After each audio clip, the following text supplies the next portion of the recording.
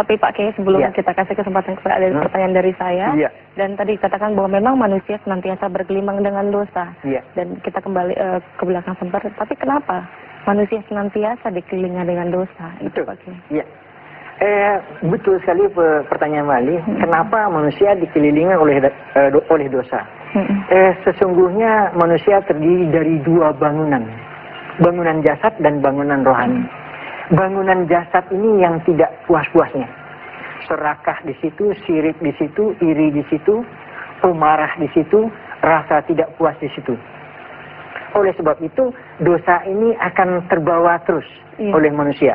Nah, tadi kita sudah sebutkan apapun dosa yang dilakukan oleh manusia, kalau dia sudah bertobat, maka Allah membuka pintu tobat. Nah, sekarang kalau jasad itu bergelimang dengan dosa, peranan roh yang harus kita perhatikan, yaitu menghidupkan rohani sendiri. Jangan rohani ini menjadi terpiatu, tidak terawat. Kalau rohani tidak terpiatu, ini disebutkan piatu yang dekat ini. Dalam hakikat piatu yang dekat itu yang paling disayanginya. Nah, kalau itu tidak terawat, tidak terpelihara, ini nanti sama dengan kusir dan kuda. Kudanya lepas kendali, kusirnya tidak mengerti. Kusirnya tidak tahu rambu-rambu, kudanya jalan sendiri. Akhirnya tidak tahu pulang. Ya. Dia diutus ke muka bumi, kemudian tidak tahu pulang kepada ilahi. Ini sangat celaka nanti. Jadi antara jasad dan ruh harus merawat rohaninya itu, karena rohaninya itulah yang berucap dulunya alastu birabbikum di dalam surat 143 Arab itu. 172. Nah, ini sebetulnya yang harus dibangkitkan kembali agar rohani ini berperanan mengendalikan perjalanan umat manusia masing-masing pribadinya di atas dunia. Baik, Pak Kiai, kita beri kesempatan kepada yang hadir di sini. Silakan, Bapak. Terima kasih. Assalamualaikum, Pak Yai. Di dalam Islam kita mengenal apa yang tadi juga Pak Kiai sebutkan, bahwa ada istilah syariat, hakikat, tarekat, dan makrifat. Dan ini konsep ini pun di zaman wali pun sudah kita kenal gitu. Nah, mengingat kajian kita adalah tauhid, barangkali fokus saya kepada hakikat, Pak Yai. Jadi sebenarnya apa sih pengertian dari hakikat itu? Dan bagaimana mengaktualisasikan makna hakikat itu di dalam kehidupan modern seperti sekarang ini, kan? Terima kasih, Pak. Baik, Pak Kiai, silakan langsung saja. Sesungguhnya modern atau tradisional, kajian itu sama. Kalau saya mengambil Gurindam Ali Haji, Raja Ali Haji dari Pulau Penyengat, itu dikira-kira abad 18. Beliau berkata, barang siapa mengenal yang empat, itulah tandanya orang makrifat. Nah, diuraikan yang empat itu yang pertama adalah syariat, yang kedua tarekat, yang ketiga hakikat, yang keempat makrifat. Sesungguhnya makrifat ini masih ada lagi makrifat fi'il, makrifat sifat, makrifat asma, dan makrifat zat. Yang paling tinggi, yang paling mengarah adalah makrifat zat. Ini yang dimaksud oleh Nabi makrifatullah. Jadi awaludi di makrifatullah adalah awal beragama mengenal Allah. Nah, pertanyaannya tentang hakikat. Hakikat ini memahami sebetulnya apa sebetulnya yang telah disampaikan dalam wahyu ilahi. Bagaimana komunikasi umat manusia dengan dengan Tuhannya. Ini sebetulnya kalau sudah masuk ke situ, kita sudah bicara hakikat. Di sini mendengarnya bukan lagi dengan mendengar kuping, bukan dengan melihat pakai mata, tetapi sudah menggunakan mata batin, mata kalbu. Nah, di sini memahami belum tentu menyaksikan. Menyaksikan ini masuknya ke tingkat makrifat. Tapi yang disebut hakikat tadi, di dalam kajian tasawuf, itu perjalanan hakikat itu bisa ditempuh dengan tasawuf, bertasawuf. Itu jalan pendek.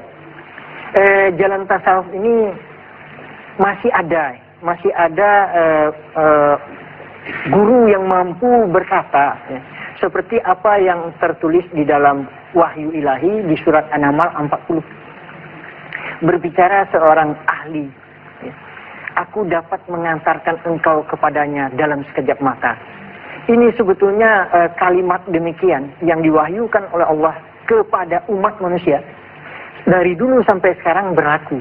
Jadi tidak modern, tidak tradisional, tapi ayat-ayat yang ada di dalam Al-Quran itu cukup untuk menjadi tuntunan bagi seluruh umat, baik yang dulu maupun yang akan datang sepanjang masa. Karena apa? Al-Quran itu sudah merangkum semua tuntunan-tuntunan yang diwahyukan kepada para nabi. Nah, di dalam Al-Quran itu sudah lengkap. Bagaimana berjalan menuju ke tingkat hakikat tadi dan melangkah ke tingkat makrifat. Jadi hakikat ini membangun mata kalbu. Ini hakikat. Dan ini tidak sembarang manusia atau bagaimana Pak Kiai? Kayaknya sepertinya sangat sulit sekali untuk mencapai satu hakikat itu. Nah, ini yang banyak pertanyaan selama ini. Kayaknya untuk mencapai hakikat ini sangat sulit. Tidak demikian sebetulnya. Tidak demikian. Setiap umat manusia sudah diberikan roh dari Allah. Utusan dari Allah, sebagai utusan oleh Allah.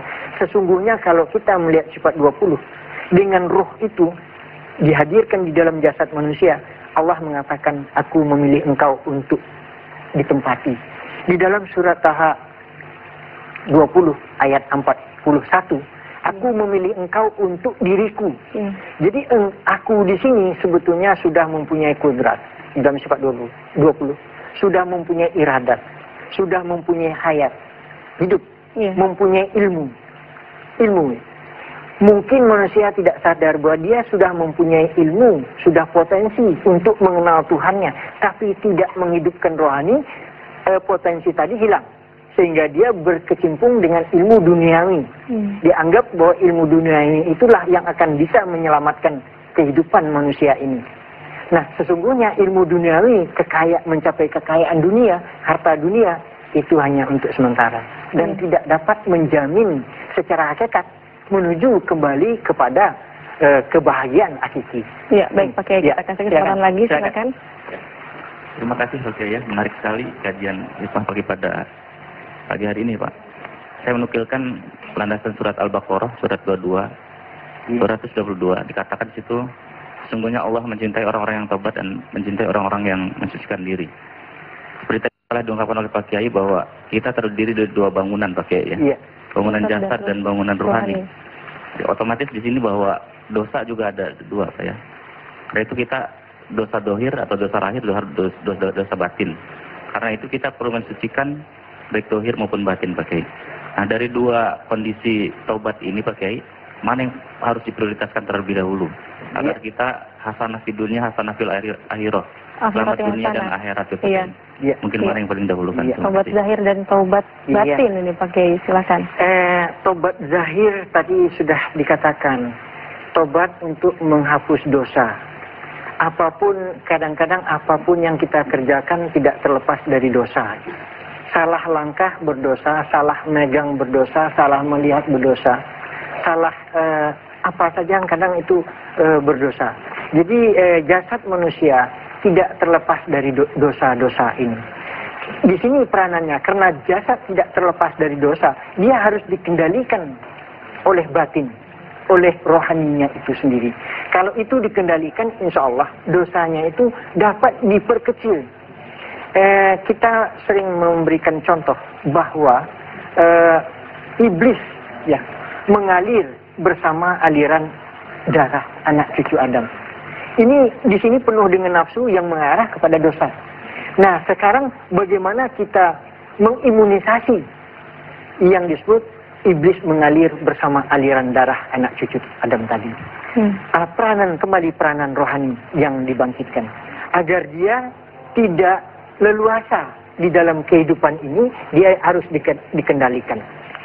Kalau kita mengambil satu contoh tadi kepada kuda. Kalau kuda itu tidak dikendalikan, dia berjalan seenaknya dan dia tidak akan kembali nanti pulang.